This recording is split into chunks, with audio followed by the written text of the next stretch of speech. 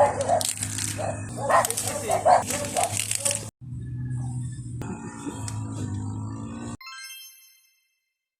everyone! Another day, another ganap sa buhay ulit. At ngayon nga, November 26 ay hinarvest ko na itong aking tinanim na mais. Pero bago yun ay mag-umpisa muna tayo sa aking pagtanim.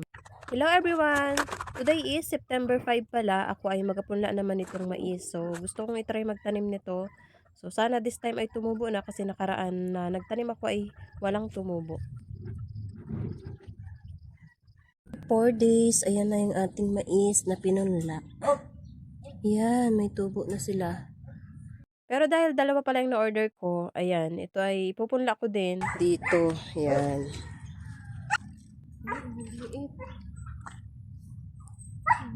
Liliit.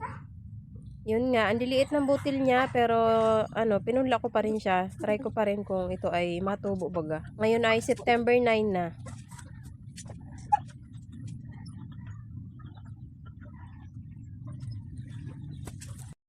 After 6 days, ito na yung una kong pinunla. Ayan, tubo na sila. At may tig-2 dahon na. Wow. So, today is September 11.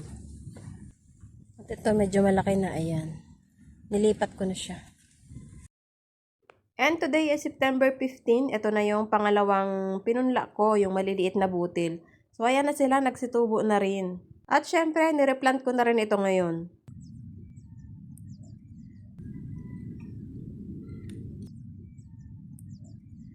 And yan, tapos ko nang ma-replant lahat. Napuno naman yung aking lupa na niready para sa kanila. And after 2 months nga ay ito na sila. O, diba? Today is November 5. O, sakto 2 months.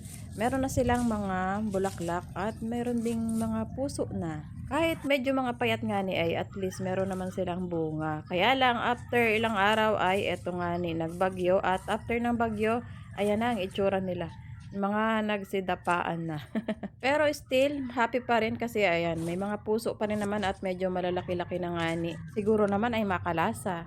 November 20 at eto, bumisita ulit ako dito at parang pwede naman na siyang kuhanin or pwede niyang gulayin ba. Pero since accounting nga sabi ko siguro mga 1 week pa para sabay-sabay ko na silang harvestin. At kanina nga ay hinarvest ko na ito. So ngayon ay November 26. Wala pa palang 3 months ay pwede na tayong makaharvest ng mais Mabilis lang din pala ito. Pag tinanim mo mga ilang months lang ay makaharvest ka na din agad.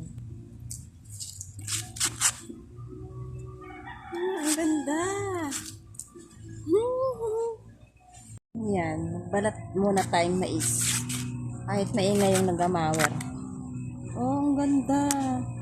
Sayang nga lang, kaunti yung tanim ko. Pero okay na din. Kahit pa paano, meron tayong na-harvest. Try lang naman ako nito. So, ayun. Nakakatuwa. Ang ganda ng kulay. So, nagtira ako para pangbinhit. Nagtira ako ng konting bunga. May pa, mura pa. Isang labo na rin to. Wow! Ang ganda!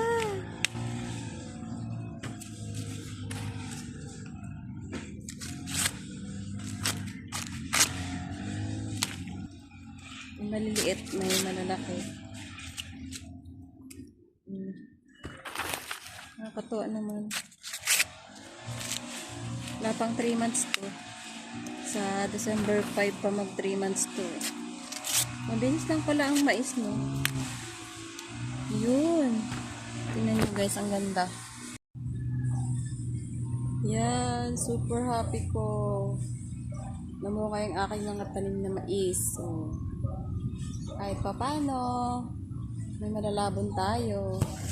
Yung binhi nga pala nito ay binili ko lang online. Tapos ayun, ang liliit pa nga ng mga butil, kaya ayun, pinunla ko muna. At ito, naka-harvest na tayo. Meron na tayong panglabon.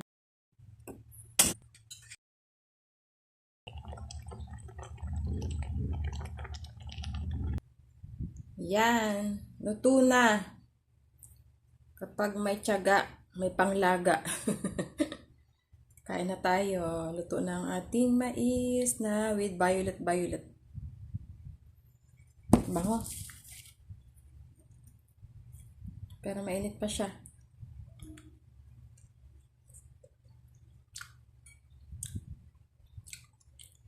Manamis-namis.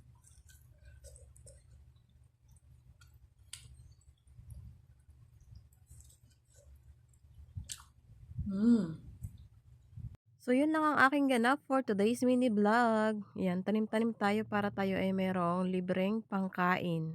Happy gardening!